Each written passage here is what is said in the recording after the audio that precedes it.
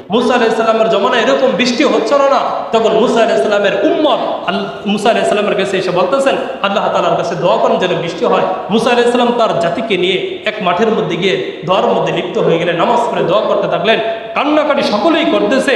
হঠাৎ আল্লাহ পাক রব্বুল আলামিন মুসা আলাইহিস সালামের কাছে ওহী নাজিল করলেন, হে মুসা, তুমি দোয়া করতেছো কিন্তু তোমার দোয়া কবুল হচ্ছে না, কেননা তোমার কওমের মধ্যে এমন এক ব্যক্তি রয়েছে যে 40 বছর যাবৎ গুনাহের কাজের মধ্যে লিপ্ত রয়েছে, একবারও আমার কোনো হুকুম পালন করে নাই, 40 বছর সে আমার অবাধ্য হয়েছে, সে যতক্ষণ পর্যন্ত এই মজলিস থেকে না উঠবে আমি আল্লাহ তাআলা দোয়া কবুল করব।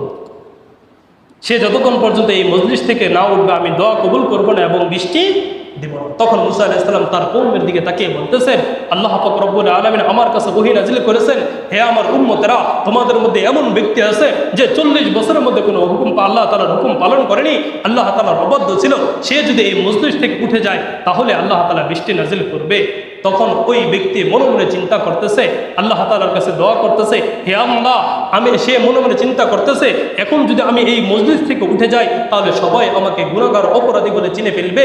এই চিন্তা করে আল্লাহ তাআলার কাছে বলে, হে আমার রব, 40 বছর পর্যন্ত তুমি আমার গুনাহগুলো গোপন রেখেছ, প্রকাশ করো নাই, এখন যদি আমি এখান থেকে উঠে যাই তাহলে সবাই আমাকে অপরাধী বলে চিনে ফেলবে।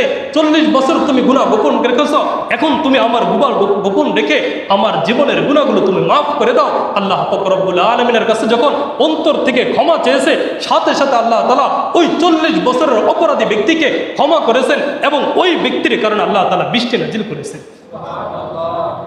মুসা আলাইহিস সালাম অবাক। মুসা আলাইহিস সালাম আল্লাহ তাআলাকে বলতেছেন, হে আল্লাহ, আপনি বললেন কোনো ব্যক্তি গুনাহগার ব্যক্তি না উঠলে আপনি বৃষ্টি দিবেন না, আবার বৃষ্টি দিলেন। তখন আল্লাহ পাক রব্বুল আলামিন বলতেছেন, তোমার ওই উম্মত আমার কাছে ক্ষমা চাইছে, আমি ক্ষমা করে দিয়েছি। সুবহানাল্লাহ। মুসা আলাইহিস সালাম বলেন, হে আল্লাহ, তাহলে আমার ওই উম্মতটাকে আমি দেখতে চাই যার কারণে বৃষ্টি বন্ধ ছিল, আবার যার কারণে তুমি বৃষ্টি দিলা, আমি ওই আমার উম্মতটাকে দেখতে চাই, আপনার ওই প্রিয় বান্দাটাকে দেখতে চাই। আল্লাহ তাআলা কি উত্তর দিয়েছেন ভাই জানেন? আল্লাহ পাক রব্বুল আলামিন বলেন, হে মুসা, যার গুনাহ আমি 40 বছর পর্যন্ত আমি গোপন রেখেছি, যার গুনাহ আমি 40 বছর পর্যন্ত গোপন রেখেছি, আবার গোপনে আমি তাকে ক্ষমা করে দিয়েছি, এখন তাকে তোমার সামনে প্রকাশ করে তার অপরাধ আমি তোমাকে জানিয়ে দেব না? যেহেতু আমি 40 বছর পর্যন্ত আমি তার গুনাহ গোপন রেখেছি, এখন তোমার সামনে আর প্রকাশ করব না, আমি তার গুনাহ আমি ক্ষমা করে দিয়েছি, সে গোপনে ক্ষমা করে দিয়েছি, বাস এখন আর আমি তোমার সামনে প্রকাশ করবো না এই ব্যক্তিকে।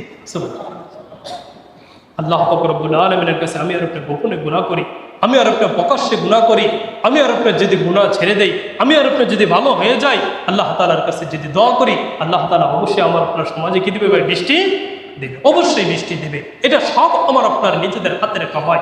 যহারুল ফাসাদু বিল বাররি ওয়াল বাহরি বিমা কাসাবাত আইদিন নাস। জল স্থলে যত বিপদ আসে সেই বিপদটা আমার নিজেদের হাতের কামাই। আমরা গুনাহ ছাড়বো তো ভাই? ইনশাআল্লাহ গুনাহ ছাড়বো, আর বেশি বেশি করে বৃষ্টির জন্য আল্লাহ তাআলার কাছে দোয়া করব।